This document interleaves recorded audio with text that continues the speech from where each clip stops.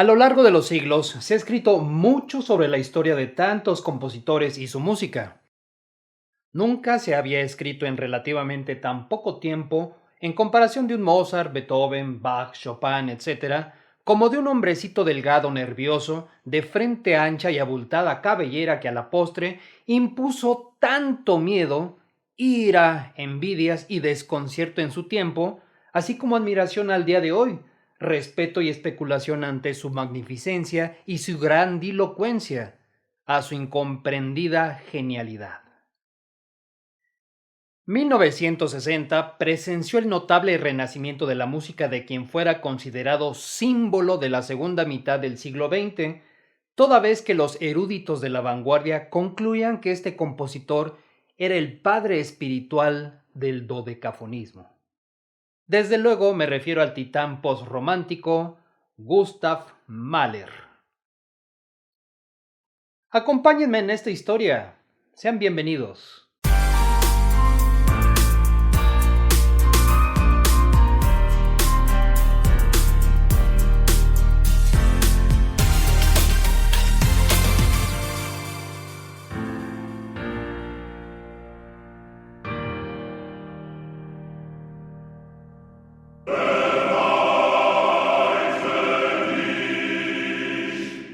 Mahler, de las eternas interrogantes, búsquedas y cavilaciones, el de los complejos de culpa y sentimientos de ansiedad, fue el profeta de una época inmersa en sentimientos de duda. Era el sentido de la vida lo que obsesionaba a este célebre compositor. Envuelto en preguntas continuamente, comentaba a su alumno y amigo Bruno Walter: ¿de dónde venimos? ¿A dónde nos lleva nuestro camino? ¿El sentido de la vida se revelará finalmente en la muerte? La heroica lucha de Mahler por obtener un sentido de la vida a través de su música se transmina al oyente. Se dice que Mahler, a lo largo de su búsqueda y su transitar por la vida, para compensar sus debilidades e inseguridades, se convirtió en un hombre austero, despótico, estridente y arrogante, convencido de su rectitud moral y musical. Tenía lo que se dice un genio de los 1000 demonios. El psicoanalista Theodor Reich decía que Mahler era un neurótico obsesivo. Solo enumeraré algunos datos importantes de la vida de Gustav, algunas notas sobre el tema de las batallas que tuvo Mahler contra sí mismo, entre las personalidades internas del compositor y su relación con la muerte. Mahler nació en el poblado de Kaliste, Bohemia, en el Imperio Austriaco, hoy República Checa, un 7 de junio de 1860. En este poblado creció aprendiendo a valorar intensamente los propósitos fundamentales por los que se emplea la música en cualquier sociedad: marchas fúnebres y militares, serenatas para enamorados o canciones para la cosecha, etc. Su padre, Bernhard Mahler, un hostelero que deseaba que sus hijos se instruyeran para que tuvieran mejor vida que la de él mismo, prontamente se dio cuenta de las habilidades musicales que tenía Gustav. No lo obligó a seguir los pasos del negocio familiar y le apoyó para que se dedicara a la música. Sin embargo, la vida hogareña era una constante batalla campal entre sus padres, tornándose muy violento el ambiente. Un día, particularmente, en un acto de violencia entre sus padres que turbó sus nervios, Gustav salió corriendo de casa y se fue a refugiar junto a un organillero cuyo cilindro desprendía ligeras melodías tradicionales. Esta escena tendría un profundo significado en su vida futura y quedará patente en su obra. Lo trágico y lo banal se convertiría en el sello del estilo de Mahler.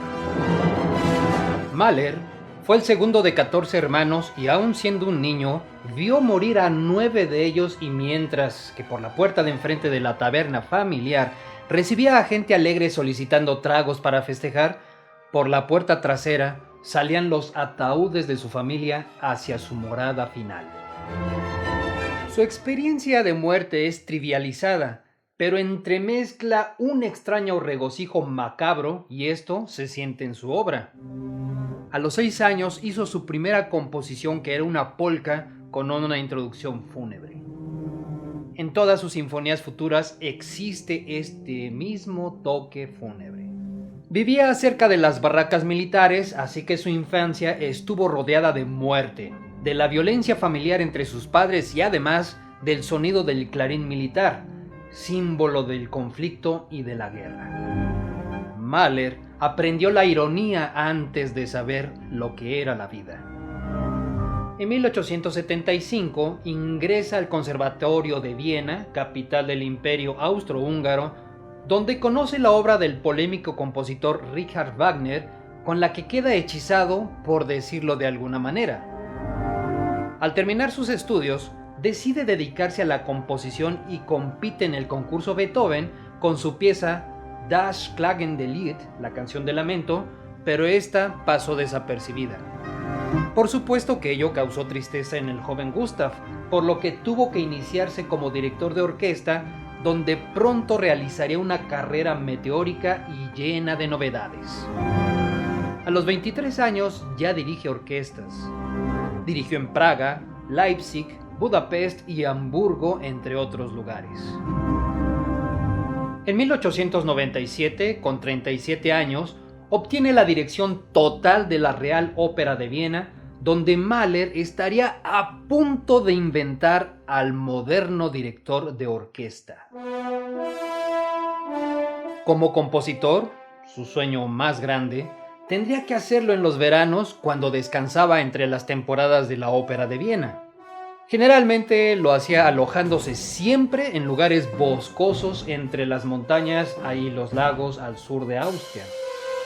Mahler se consideraba a sí mismo como un compositor veraniego. El director de orquesta y compositor de origen estadounidense Leonard Bernstein hace un interesante análisis de la siempre dual personalidad de Gustav, de las contradicciones internas del creador y lo que resulta en la personalidad musical de este hombre que era Mahler. Estas luchas internas provocan el motivo por lo que Mahler es uno de los hombres más desdichados del mundo. Por un lado está la de ser un director y por el otro un compositor. La primera actividad no le permite el tiempo necesario para dedicarse a lo que más ama, que es la composición. Es un hombre dividido entre un alma infantil, amante de la naturaleza, pero también un adulto trágico y atormentado. Su lado adulto racional entra en disyuntivas con su yo niño inocente. El cuarto movimiento de la Sinfonía número 4 es el ejemplo perfecto de esta lucha. El sueño infantil de un hombre, pero hecho con el arte de un adulto preparado. También, dada la geografía de su terruño, que era el centro de Europa, Mahler era alemán al mismo tiempo que eslavo judío. Tenía consigo las canciones, la historia, el pensamiento y el sentir de ambos lados del mundo, el estilo de la música occidental y además las influencias gitanas, eslavas, judías y hasta del lejano oriente como es China. La clave para abordar a Mahler es entender que él es un hombre sofisticado que intenta sentirse puro e inocente y que lucha por recuperar las emociones puras y desbordantes de su infancia. Bernstein también menciona que el genio era un compositor tanto para la orquesta como para la voz que tanto amaba y que sin embargo jamás escribió ópera alguna, pero incluyó voz y coros a prácticamente la mitad de sus sinfonías, sin contar sus ciclos de canciones con orquesta. También era un maestro de la música de cámara. Esto se deja ver en su obra, que está llena de contrastes. A veces una pequeña camerata en medio de la orquesta y otras el retumbar con el estruendo orquestal total y los coros. Tenía la capacidad de contrastar la realidad, la personalidad de Mahler por un lado contra el reflejo de esa realidad por el otro. Era extremista y exagerado. Podía cambiar desde la tristeza absoluta hasta la alegría eufórica de un momento a otro. El número de composiciones de Gustav Mahler no era extenso. Un cuarteto con piano de los tiempos de estudiante, 6 ciclos de canciones y 10 sinfonías de las cuales no terminó la última, ya que murió en Viena el 18 de mayo de 1911, luego de diversos viajes a la ciudad de Nueva York en Estados Unidos. Aunque el número de ciclos de canciones y sinfonías puede variar, ya que Mahler era muy supersticioso, puesto que compositores como Beethoven, Schubert y Bruckner murieron luego de escribir sus 9 sinfonías, y temiendo su propia muerte, nombró a lo que sería su 9ª sinfonía como Das Lied von der Erde, la canción de la tierra. Parece que la 9ª es el límite. Aquel que quiere ir más allá debe desaparecer. Aquellos que escribieron una 9ª sinfonía estaban demasiado cerca del más allá, aseveraría Arnold Schoenberg. Una vez pasado el peligro, terminó su sinfonía número 9, aunque en realidad es la 10ª, le diría como en secreto a su esposa Alma Mahler. En general, su obra siempre fue recibida por el público con suma perplejidad, con desconcierto, y solo con la 8ª sinfonía, Mahler logró éxito en vida. Llegará mi momento, decía Mahler. El conjunto de sus obras son autobiográficas. Por ello existe entre cada una de ellas una evolución constante, siempre nueva, siempre original y sin marcha atrás. Desde la primera sinfonía El Titán de 1880, a manera de música programática, que cuenta la historia de un héroe que es el propio Mahler y su viaje a través de la vida hasta su muerte. Esta obra es el manifiesto de sus intenciones para el futuro. La segunda sinfonía de 1894 es una reflexión sobre la muerte y la resurrección. Refleja las preocupaciones del compositor, que trata de reconciliarse con sus creencias religiosas. Saca al agnóstico que lleva dentro luchando con las ideas de inmortalidad y salvación, mismas que se extienden a la tercera sinfonía de 1896 y hasta la cuarta sinfonía de 1900, donde finalmente celebraría toda la creación. En la cuarta sinfonía sería la última vez que tomara textos del ciclo Des Knaben Wunderhorn, el cuerno mágico del joven, que es una serie de cantos populares alemanes que datan de entre 1805 y 1808. Cabe destacar que, aunque judío, Mahler cambió a la religión oficial del imperio, que era el catolicismo, exclusivamente para obtener el puesto en la Real Ópera de Viena, pero jamás aceptó otra religión. Tenía la sincera creencia en Dios, el Creador, mas no estaba dispuesto a someterse a ningún canon ni credo. Buscaba su verdadera creencia. En la primera sinfonía toma al héroe que había nacido para morir, y en la segunda sinfonía retoma al héroe para preguntarse ¿por qué había nacido?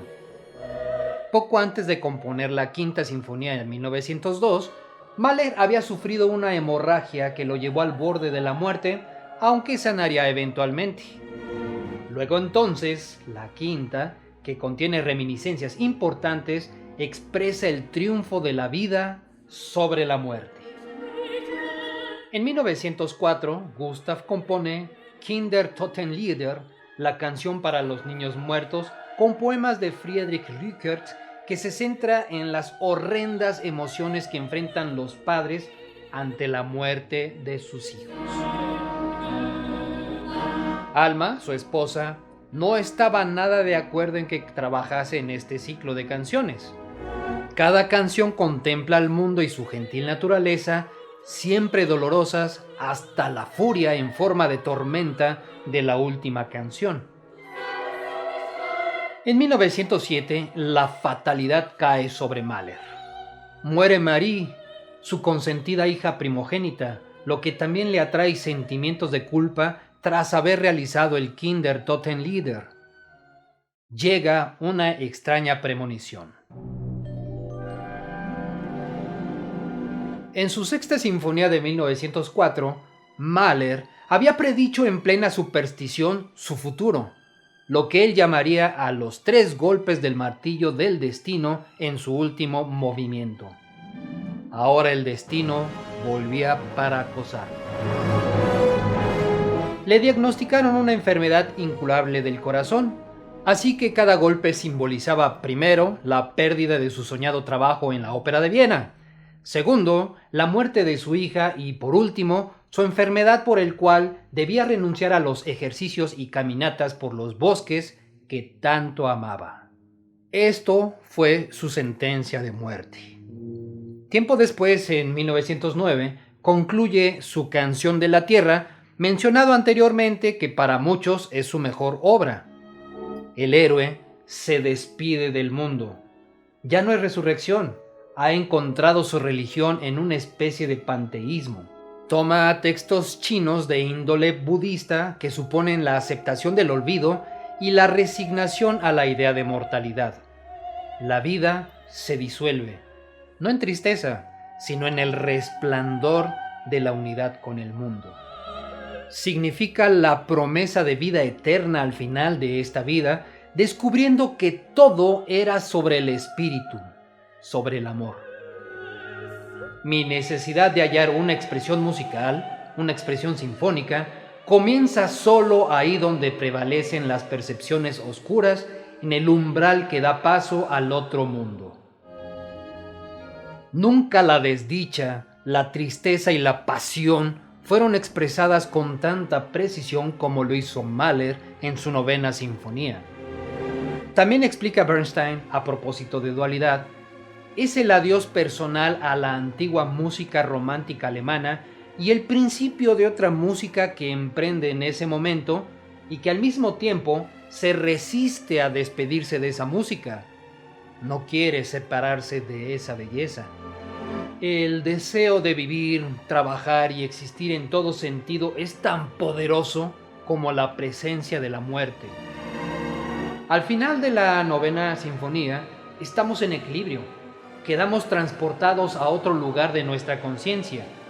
Quedamos forzados a reflexionar sobre qué significa ser humano y estar vivo. Su música nos transporta más allá de lo insoportable. Nos libera. La Canción de la Tierra y la 9ª Sinfonía son testimonio de un hombre exaltado por la naturaleza y que acepta su destino con serenidad. Son la melodía de la vida, el destino, la resignación, las alegrías, la muerte, la glorificación. Mis obras actuarán por sí mismas, ahora o más tarde. ¿Es necesario estar presente cuando uno se hace inmortal? En 1907, cuando Mahler y su familia dejan Europa y parten hacia Nueva York, toda la vida cultural vienesa estaba en la estación ferroviaria para despedirlos. Mientras el tren partía, Gustav Klimt exclamó: «Se acabó». Las fuerzas progresistas que el compositor representaba, la Reforma, se iban con Mahler a otro mundo. La muerte era su única constante. Persiguió a Mahler durante toda su vida. Mahler dejó hechas las bases de la modernidad en la música, pero el imperecedero efecto que ha tenido sobre la música del siglo XX es inmensurable. En Grinzing se encuentra desnuda su tumba, monumento que sobre su piedra dice simplemente Mahler. Pongo simplemente Mahler. Los que me busquen me encontrarán. Los demás no necesitan saberlo. ¿Te gustó este video? No dejes de marcar este video con un me gusta. Suscríbete a este canal y oprime la campanita de notificaciones para que no te pierdas la llegada de más contenido y juntos descubramos más historias de la música. Soy Víctor Villegas y agradezco tu compañía en este tiempo de música y universo. Hasta la próxima.